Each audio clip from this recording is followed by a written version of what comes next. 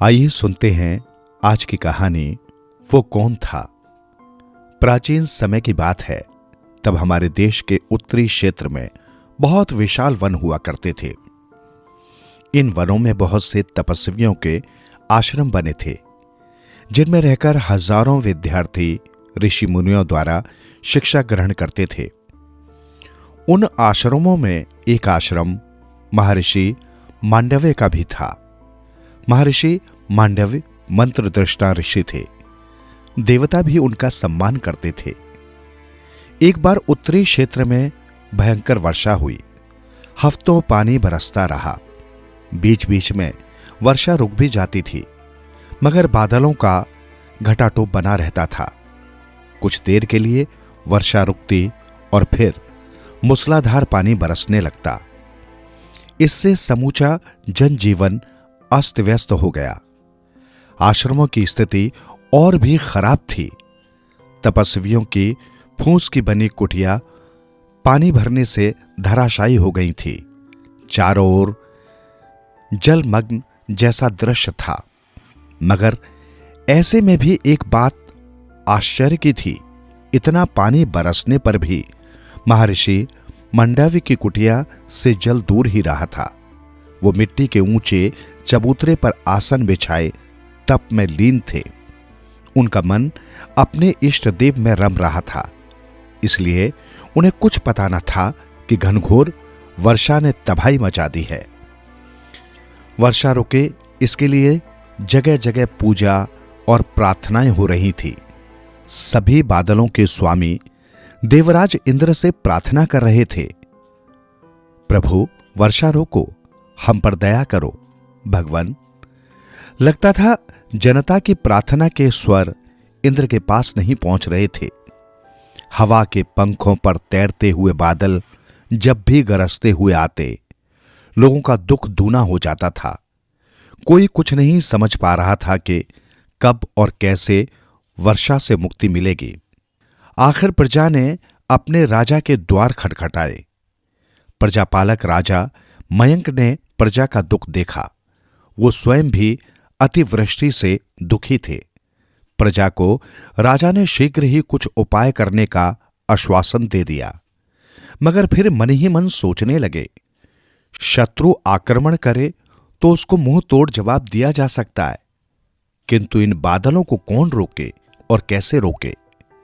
राजा मयंक ने अपने बुद्धिमान मंत्री को बुलाया और कहा, घनघोर वर्षा से राज्य की जनता पीड़ित है। फसलें नष्ट हो गई तो प्रजा भूखी मर जाएगी। राजकोष के लिए प्रजा कर भी दे पाएगी या नहीं। वनों में पेड़ पौधे नष्ट हो जाएंगे तो तपस्वियों को कष्ट होगा। कुछ न कुछ उपाय करना चाहिए जिससे प्रजा का कल्याण हो। मंत्री देर तक सोचता रहा, फिर बोला, राजन, मैं राजनीति और शासन के बारे में तो आपको सलाह दे सकता हूं, किंतु इस विषय में कुछ नहीं कर सकता। इसके लिए तो आप राजपुरोहित से बातें करें तो उचित होगा। राजा तो शीघ्र ही कुछ उपाय करना चाहते थे। उन्होंने तुरंत राजपुरोहित को बुला भेजा। राजपुरोहित ने राजा को सलाह दी, हमें भगवान इंद्र को प्रसन्न करने के लिए यज्ञ करना चाहिए। एक विशाल यज्ञ जिसमें बहुत बड़ा हवन कुंड बनवाया जाए। उस हवन कुंड में इतनी आहुतियां डाली जाएं कि उसका धुआं बादल बनकर उठे और इन बादलों को छू ले। मुझे विश्वास है कि ऐसा करने से देवराज इंद्र अवश्य प्रसन्न हो जाएंगे और वर्षा बंद कर देंगे। राजा और मंत्री ने ध्यान से राजपुरोहित की बातें सुनी। उन्हें लगा कि यही करना उचित होगा। बस राजा ने मंत्री को आज्ञा दे दी, तुरंत एक विशाल मंडप का निर्माण कराया जाए। वेद पाठी ब्राह्मणों और यज्ञ कर्म में निपुण आचार्यों तथा ऋषि मुनियों को यज्ञ में भाग लेने के लिए आमंत्रण भेजा जाए। उन दिनों बांस तथा लकड़ी के स्तंभों से मंडप बनाए जाते थे। राजा की आज्ञा हुई तो कुछ ही दिनों में नगर से बाहर एक विशाल मंडप तैयार किया गया। यज्ञ की सारी सामग्री यज्ञ मंडप में पहुंचा दी गई। देव पूजन राजा ने स्वयं किया। इसके बाद हवन कुंड में चंदन की लकड़ियां रखी गई। राजा की यज्ञशाला से अग्नि लाई गई। सभी ने अग्निदेव की पूजा की। घी और कपूर से अग्नि प्रज्वलित करने के लिए वेद मंत्रों के उच्चारण के साथ आहुतियां दी गईं। मगर आश्चर्य, अग्नि प्रज्वलित नहीं हुई। आहुति देने पर एक नीली लपट निकलती, फिर धुआं बन जाती। राजा और यज्ञकर्ता आश्चर्य से देख रहे थे। उनकी समझ में कुछ नहीं आ रहा था। चंदन की लकड़ियां सूखी थीं, घी शुद्ध था, वेद मंत्रों का उच्चारण भी सही था। यज्ञ करने से पहले विधि के अनुसार सभी देवताओं की पूजा कर उनका आह्वान किया गया था। फिर कमी कहां रह गई थी कि अग्निदेव प्रसन्न नहीं हो रहे थे। राजा ने वहां उपस्थित ऋषियों और विद्वानों से विचार विमर्श किया। ऋषियों ने कहा, राजन, हमारे भी समझ में नहीं आ रहा कि वेद मंत्र प्रभावहीन कैसे हो गए। वेद मंत्र तो बिना आग और घी के भी अग्नि प्रज्वलित करने में समर्थ हैं। जरूर कोई विशेष बात है। फिर क्या किया जाए? राजा ने पूछा।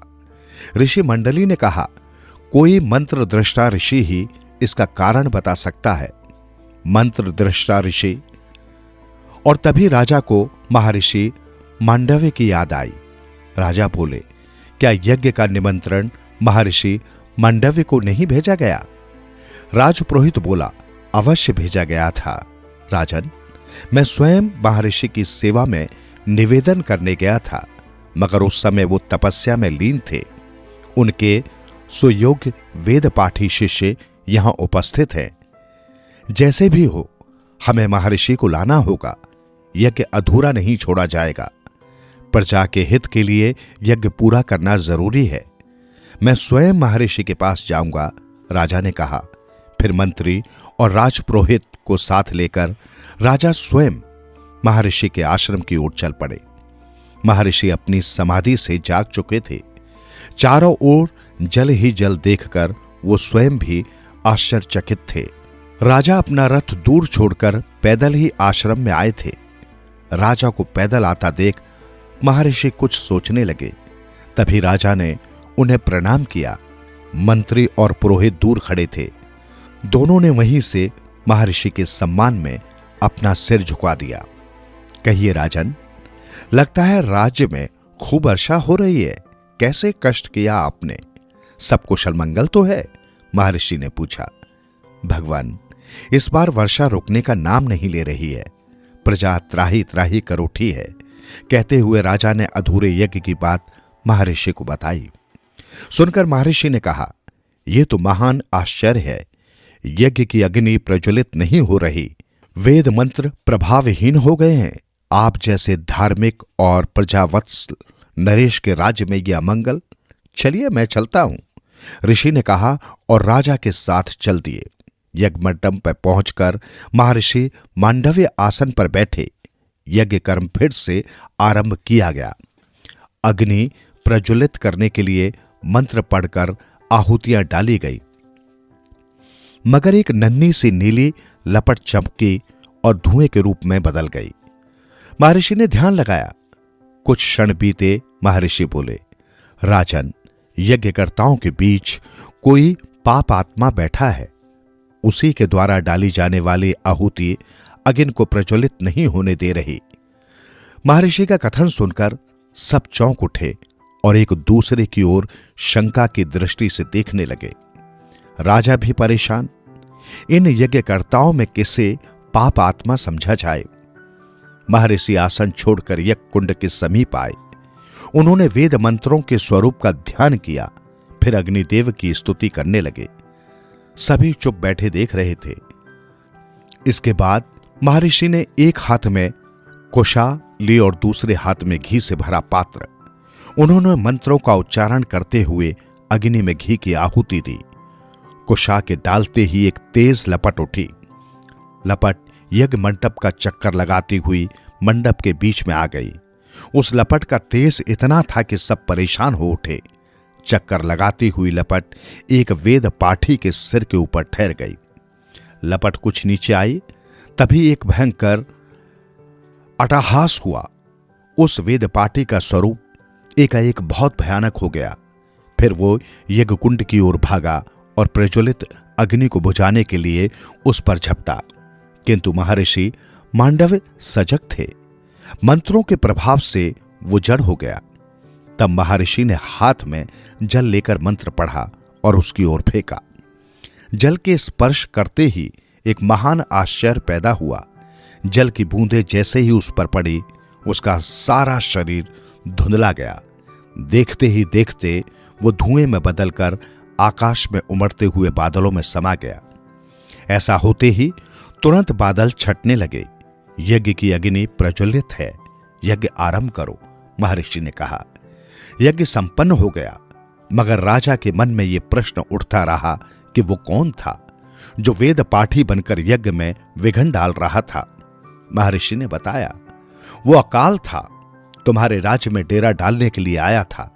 ये बादल उसी का प्रकोप बनकर बरस रहे थे। अब सब ठीक हो गया। ये सुनकर सब धन्य धन्य करे उठे। महर्षि के चेहरे पर संतुष्टि के भाव उभर आए। उन्होंने सिर उठाकर बादलों की ओर देखा। वायु के प्रबल झोंकों से काले बादल छितराने लगे थे। वर्षा बंद हो चुकी थी। वहां उपस्थित लोग महर्षि की जय जयकार करने लगे।